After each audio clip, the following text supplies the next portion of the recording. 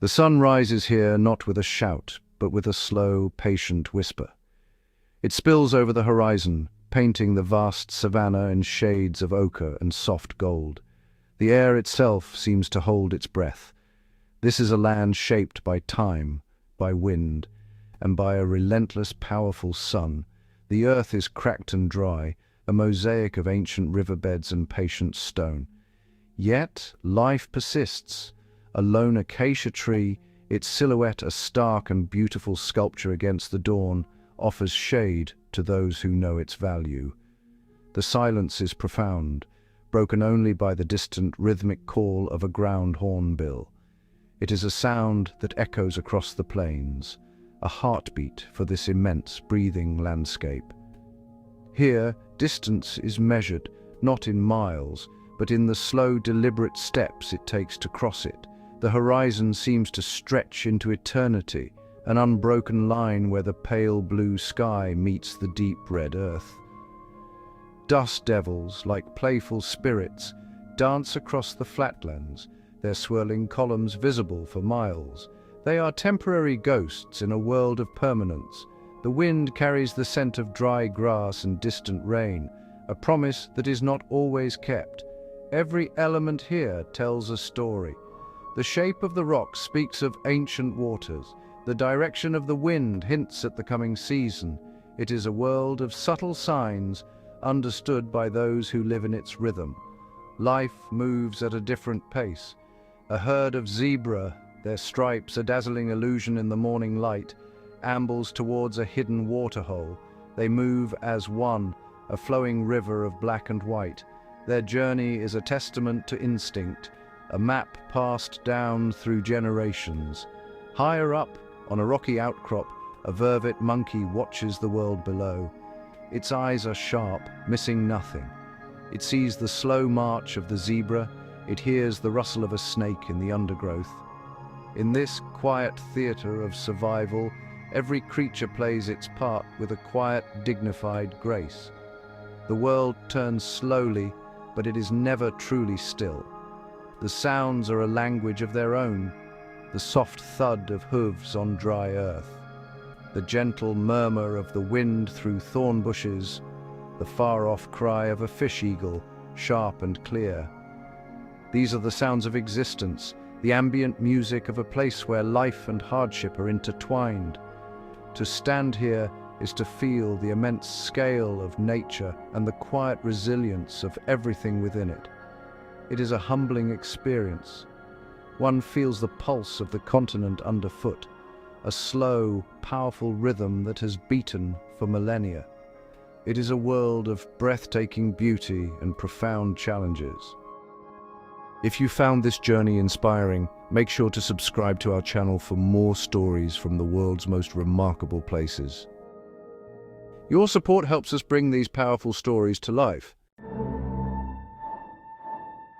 In many parts of the world, $20 is a small sum. It might buy a cinema ticket, a simple lunch, or a book. It is an amount spent often without a second thought, a fleeting transaction in a day full of them. But here, in the sun-drenched plains where life moves to an older, slower rhythm, this same amount holds a different weight entirely. It is not pocket change. It is not easily forgotten. Here, $20 is a powerful tool. It can be a lifeline. It can represent security, sustenance, and even hope for the future. The very idea of it carries a gravity that is difficult for an outsider to comprehend. To understand its value, we must look at what it can purchase. For $20, a family can buy a large sack of maize flour. This is not just food. It is the foundation of countless meals. It is the promise of porridge in the morning and a filling meal in the evening. It can sustain a family for weeks, warding off the gnawing ache of hunger. This single purchase can change the entire dynamic of a household. It frees the mind from the constant pressing worry of where the next meal will come from. It allows for a moment of peace, a brief respite in the daily struggle for survival. But its power extends beyond just food. That same $20 could instead be used to pay for a child's school fees for an entire term. It can purchase a uniform, notebooks, and pencils. This is an investment not in the present but in the future. It is the key that unlocks the door to education, to opportunity, to a world beyond the immediate horizon. For a parent, this choice is a heavy one. Feed the family now or invest in a child's chance for a better life later. It is a calculation made with love and with a deep understanding of what is at stake. The $20 note represents a crossroads of immense significance. Consider, too, the smaller necessities. It can buy several containers of clean drinking water, a vital defense against disease. It can purchase essential medicines from a local clinic, enough to fight off a fever or an infection that could otherwise prove fatal.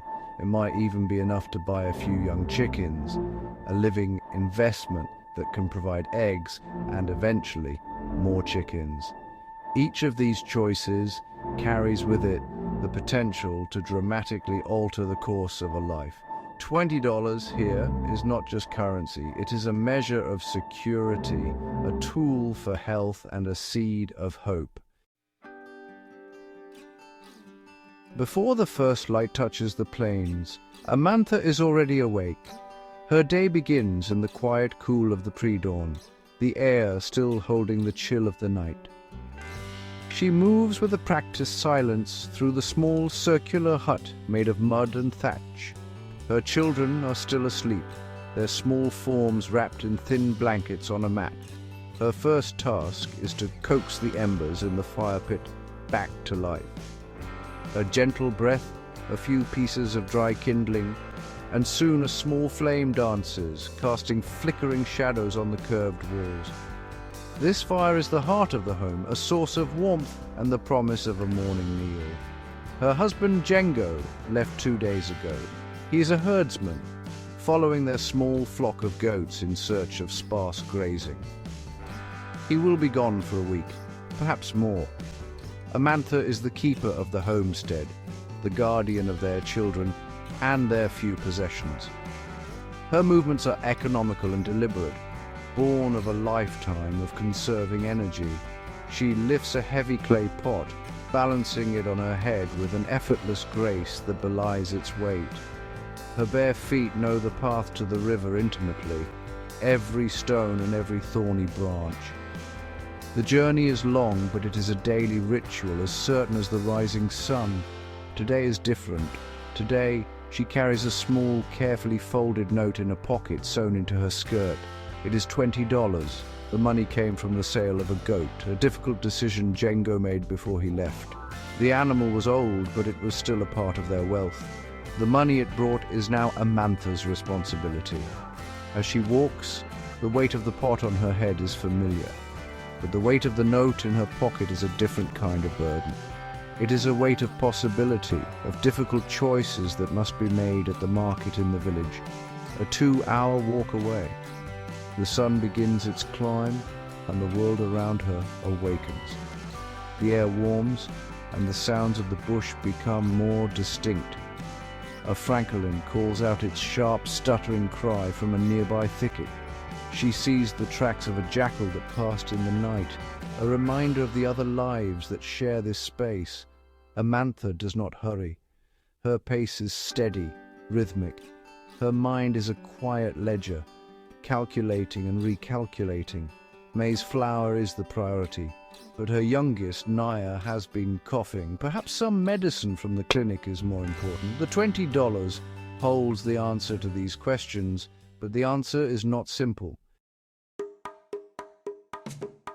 The village market is a vibrant explosion of life. It's a cacophony of voices, the bleating of goats, and, the clucking of chickens. The air is thick with the smells of spices, dust, and cooking food. People from miles around have gathered here, their colorful fabrics a stark contrast to the muted tones of the dry landscape. Amantha navigates the crowd, her eyes scanning the stalls. She is not here for idle chatter. Her purpose is sharp, her focus intense. Every vendor calls out, advertising their wares, but she is drawn to the stall piled high with sacks of maize, the staple, the core of her mission. She approaches the grain merchant, a man whose face is a roadmap of wrinkles from a life spent under the sun. The negotiation is a quiet, respectful dance. There is no shouting, only a soft exchange of numbers. Amantha knows the fair price. The merchant knows she knows. With a nod, a deal is struck. A significant portion of her $20 is exchanged for a heavy bag of maize flour. The relief is immediate and palpable. She can feel it in her shoulders, a tension releasing. This sack represents security. It means her children will not go hungry tonight or the night after. With the maize secured, she moves on. The clinic is a small whitewashed building at the edge of the market. Inside, it's cool and quiet. A nurse with kind, tired eyes listens as Amantha describes Nia's cough. A small bottle of syrup is produced. It costs very little, but its value is immeasurable. This simple medicine can prevent a small illness from becoming a grave one. Another portion of the $20 is spent. The note in her pocket is shrinking, but its power is being transformed into tangible things, food and health. The choices are becoming clearer, the path forward less fraught with worry. Her final stop is for a small luxury, a decision made in a moment of hope. She sees a woman selling soap, fragrant with the scent of lemongrass. It's an indulgence, not a necessity. But the thought of its clean scent, the simple dignity of it, is a powerful lure. She buys a single bar. It's a tiny fraction of her remaining money. As she begins the long walk home, the sack of maize is a heavy but welcome weight on her back. The medicine is tucked safely away, and the scent of lemongrass from the small bar of soap is a quiet, personal reminder that survival is not just about filling the belly, but also about nourishing the spirit. The river is the lifeblood of this land. It's a winding, patient serpent of green that cuts through the arid plains. Its banks are lush with reeds and fever trees, a haven for birds and a sanctuary for animals seeking refuge from the midday heat. The water flows slowly, its surface like dark glass, reflecting the immense blue sky above. This is where Amantha comes every day. It's more than just a source of water. It is a place of community and quiet reflection. Other women are here, washing clothes, filling their own pots, their voices a low murmur that blends with the gentle lapping of the water. This river has seen generations come and go. Its whispers are in the rustle of the reeds and the call of the Hadeda ibis as it flies low over the water. Crocodiles, ancient and still as logs, lie partially submerged near the far bank. They are a constant presence, a reminder of the river's untamed power. The women know to be cautious. They understand the balance of respect and fear that this environment demands. They collect their water from a shallow, well-trodden entry point, their eyes ever watchful. It's a dance of coexistence that has been performed for centuries. As Amantha fills her pot, she watches a malachite kingfisher, a flash of iridescent blue and orange, dive into the water.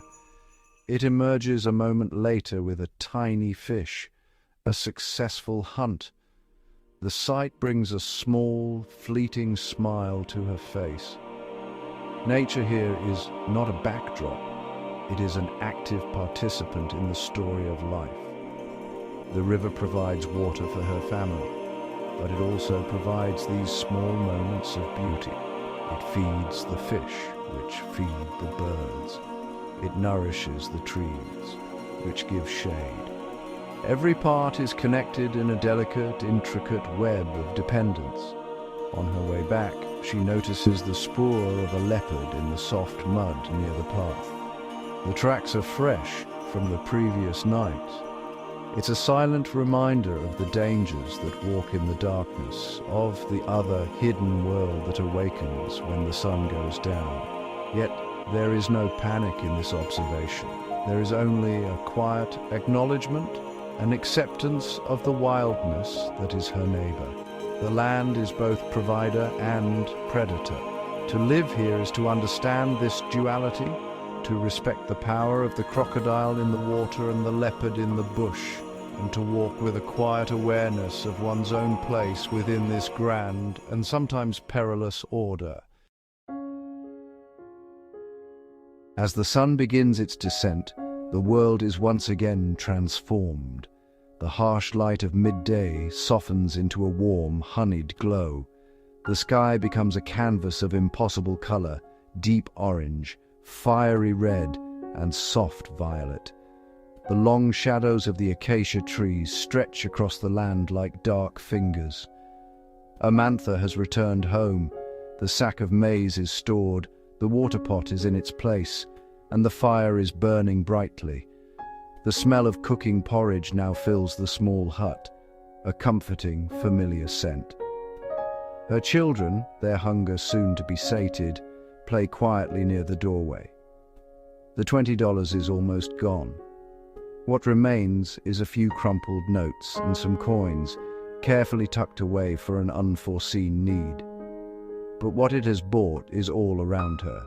It's in the full belly of her child, in the medicine that will soothe a cough, in the clean scent that lingers on her hands. It has been transformed from a piece of paper into peace of mind. It has purchased another day, another week of security. In this moment, as dusk settles over the savannah, the value of that single note feels infinite. It is the price of keeping a family safe and well. The sounds of the evening begin.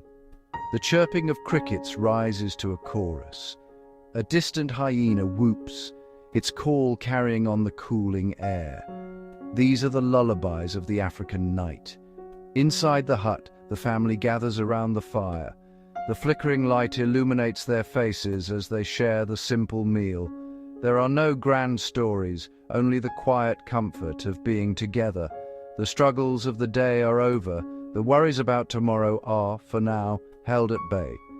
The warmth of the fire and the fullness of their stomachs are all that matter.